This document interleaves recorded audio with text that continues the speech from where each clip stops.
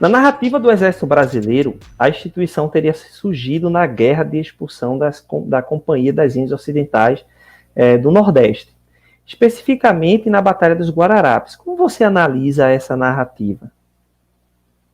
Então, Henrique, sendo bem objetivo, para mim, isso é um dos grandes mitos, dentre vários outros, que foi criado na narrativa histórica, né? Essa ideia de que o exército ele é fruto da Guerra dos Guararapes é essencialmente um discurso muito militar, tá? Muito construído pelo exército, né, que se apega a um determinado ponto do passado para tentar dar alguma explicação, originalidade da sua instituição, tá? É problemático você pensar isso. Né? Inclusive, quando a gente...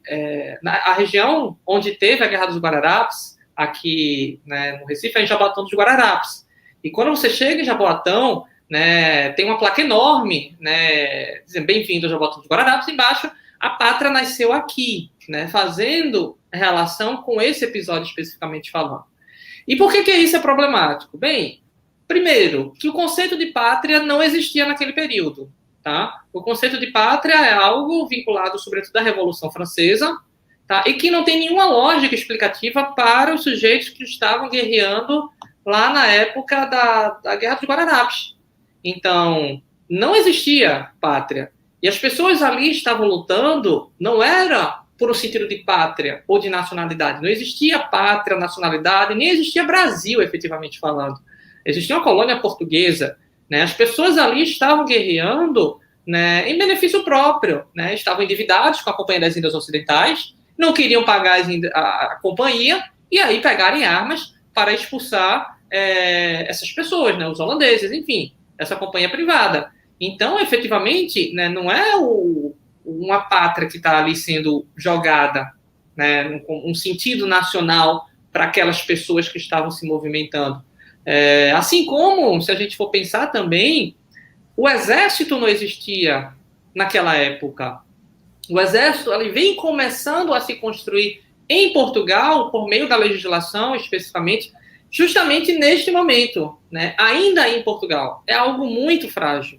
Então, as pessoas que estavam lutando não faziam parte de exército nenhum. Né? Eram tropas essencialmente locais, né? Comandadas por senhores de engenho, né? Ou mesmo... né, de escravos, de indígenas, que se juntam ali, que fazem, né, acontecer uma guerra de expulsão. Tá? Ou seja, essa ideia de que o exército nasce naquele contexto, de que a noção de pátria nasce naquele contexto, de nacionalidade, a primeira guerra de expulsão nacional no Brasil é muito mais um discurso para tentar exagerar no sentido de trazer atenção, como a gente vê muitas vezes isso, né? Que a primeira coisa que aconteceu, né? Em Pernambuco tem muito isso, né? Então, a primeira vez que aconteceu algo foi aqui. Então, a primeira vez que a galera pega armas e expulsa, né? Ou seja, a ideia de pátria foi ali. Tá, beleza, a gente tem um movimento, né, de grupos locais fazendo isso, mas não foi pelo conceito de pátria, né? E nem pelo exército, nem pela nacionalidade, nem pelo Brasil. Ou seja, nenhum desses conceitos faz o menor sentido para aqueles sujeitos quando a gente pensa historicamente. E nós não tínhamos nenhum exército, nem a ideia de um exército, muito menos a ideia de uma pátria, e por fim, nada de um exército brasileiro ainda, né? Nada, então, nada. Agora, é um elemento discursivo dentro dessa perspectiva de construção da história nacional, de apontar que existia uma pátria antes da pátria, né, antes do nascimento do Brasil, e o exército trazendo essa prerrogativa, né, desse papel importante para ele, na verdade, né? Isso, então, assim, é um conceito complicado, né, uma ideia complicada, assim como vários outros mitos. A gente tem a ideia de que é muito comum isso em Pernambuco, né, se os holandeses estivessem continuado em Pernambuco, a gente seria muito melhor do que era se fosse colônia portuguesa, né, mas os exemplos acerca disso, né, das colônias holandesas, não são nada legais, né? Até costumo falar em minha aula, né? O que é menos ruim é você ser escravo da Holanda ou ser escravo de Portugal? Na verdade, ser escravo em qualquer lugar é péssimo, né?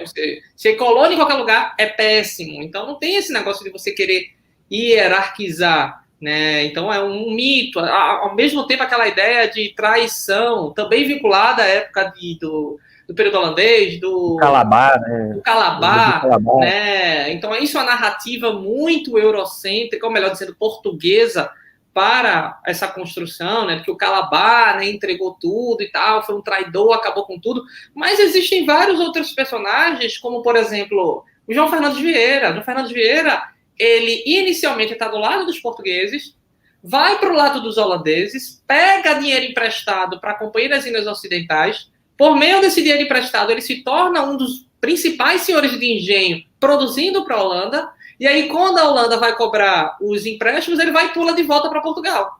Né? Então, se essa pessoa não é um traidor pelo pula e vai que ele faz, então não sei o que é. Mas, assim como no final ele terminou do lado de Portugal, né, ajudando na expulsão dos holandeses, ele se tornou um mártir dentro da narrativa, né, dos restauradores e tal, mas ele estava lá e cá, ele não estava nem aí, não estava nem preocupado com isso, ele queria ascender, né, socialmente, economicamente, e ele conseguiu fazer isso, e a gente fica dando outras explicações que não faz o menor sentido quando a gente pensa a atuação daqueles sujeitos. Então, isso são mitos, né, que são criados na narrativa histórica para engrandecer um determinado momento, engrandecer um determinado personagem, ou mesmo para minimizar a atuação de determinados sujeitos que são opções bem, vamos dizer assim, políticas, muitas vezes, né, no sentido de você construir narrativas tendenciosas para explicar algo do passado. Muito obrigado, professor Giovanni Albino, por sua contribuição no Conversa Historiada, né, pela conversa de hoje. Enfim, então foi uma satisfação muito grande, uma grande honra recebê-lo aqui em nosso programa.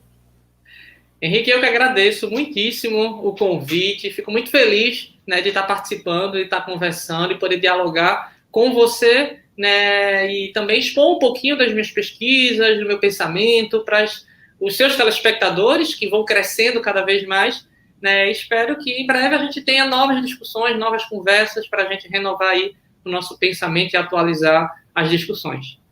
Certamente. Então, grande abraço e acompanhe os nossos programas.